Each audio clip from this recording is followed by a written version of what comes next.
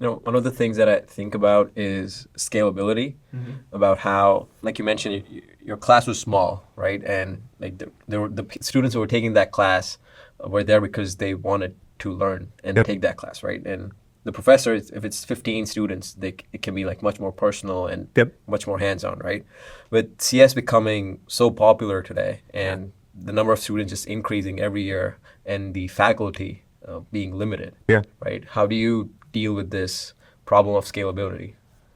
Yeah. Well, and it also intersects with something else, right, which you didn't mention, which is sort of college cost, Right. right, and affordability. So, um, it's sort of interesting. I've seen a little bit of both sides of that. I mean, obviously now I teach an enormous class, and so I have thoughts on that. But um, so I took operating systems with Margot, right?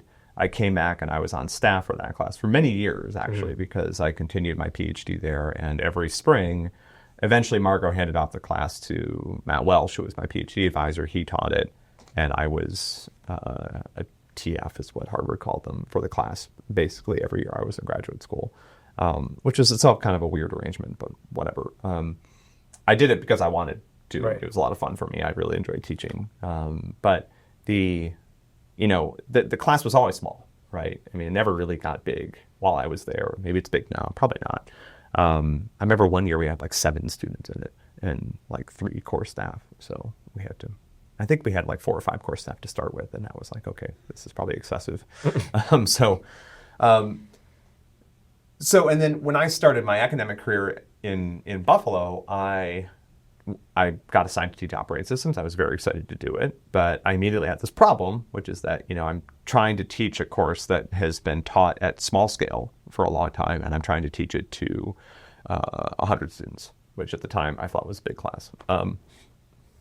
And what I learned in that experience actually, because sometimes when you're small and you have too many resources, it's easy just to kind of do things in these, I don't know, it's not clear that they're the right way, but it's just kind of the way you've been able to do it because you have a lot of people.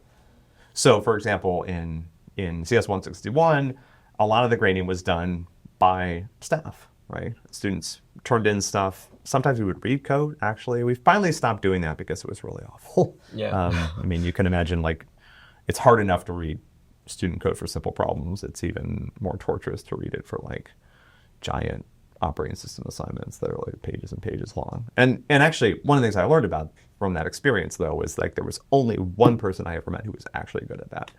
And he had been on staff for the class for decades and had written a lot of the code that powered the system. So he was kind of on another level from the rest of us. But we would get together and have these code reading parties. We get pizza. We pass around this. We print out everything, pass around the student submissions. But it was really only David Holland who could spot mistakes consistently, right? And he had this fantastic laugh that he would that he would make, like, he'd be reading a student's thing, he'd be like, it's like trouble coming, right?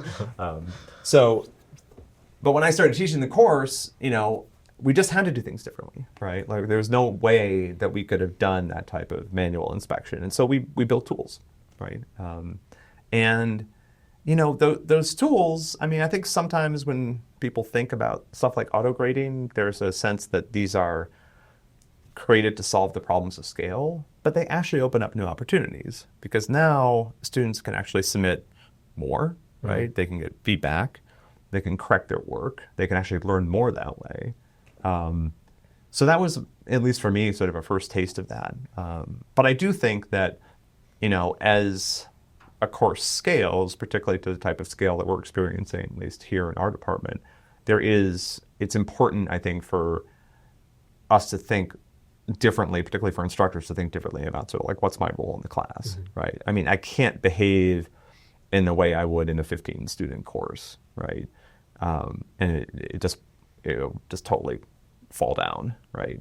I mean, one of the things I talk about with some of my colleagues is if I'm a bottleneck in the class, then something's wrong, right? If the way to succeed in my class is that you need a sort of individual help from me, then the course can't be successful at the scale, right? Because I don't have anywhere close to enough time to support that type of thing. So you end up just needing to think about your role in the class differently and how the course works differently.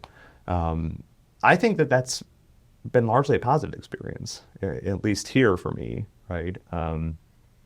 in the sense that I think that like we found ways to sort of replicate some of the practices that you might get away with in a smaller class, but just sort of doing them differently, right? So for example, one of the things that we do in 124 that's very consciously modeled after a smaller class environment is we do sort of individual student outreach. Because you can imagine you're in a small class, you do poorly on an assessment, the professor might say, hey, come see me in my office or something like that. And might, offer some individual guidance. Like I can't do that for the class, but I have enough staff and we have data, right? And so it's not based anymore on me noticing personally as I'm handing out the papers, like, oh gosh, okay, I see a D here, right? Like I should make a mental note of that, which I'm going to forget probably half the time. So now it's just done differently. Like we do more analytics, it's a little bit more behind the scenes. It's a little bit more, data driven, but the result is still the same thing, right? Which is that someone in the class, reaches out to you and says, hey, what's going on? Like, is everything okay? You didn't do very well on the last quiz. Like, just want to remind you, we have these resources. Do you want to meet up and talk about things? And we're still trying to figure out better ways to do this, right? And more ways, I think, to kind of try to, at this point, the student success rates in the course are quite good, but there is this group that we think can potentially do better. And we have resources, right? Partly because of all the automation we've done in other areas. So it's like, okay, well now, to what degree do we want to or feel comfortable sort of over allocating resources to really try to help students who might not be doing as well as they would like, right? So we're still thinking about that, but we've been talking about that this semester and some new ideas there. So yeah, it is different. At the same time, I mean, I really don't think that if 1,000 students want to take any class, that even if you could do this, breaking it into 20 student groups and having that many faculty is the right way to do it, right? Right.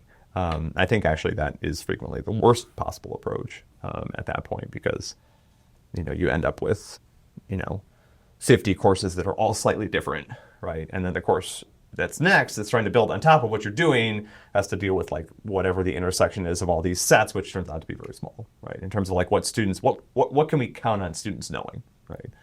One of the things I talk about with my staff is, I think one of our jobs is to try to produce sort of like consistent outputs for later courses, right? So if like all of my students don't know something, that's okay, right? Because then the downstream course can assume that they don't know that, right?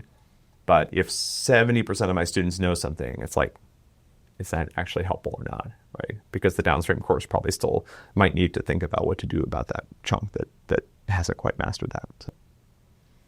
Are there any changes that you expect to happen from the department side, or you think should happen with how things are right now?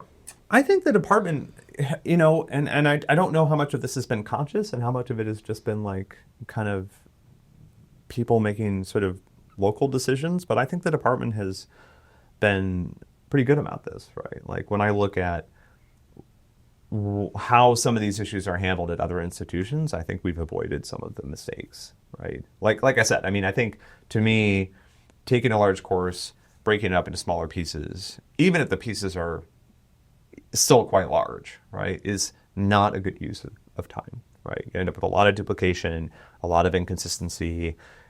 I've got friends who work at other universities whose whole job it is to try to coordinate the instructors of a class, right?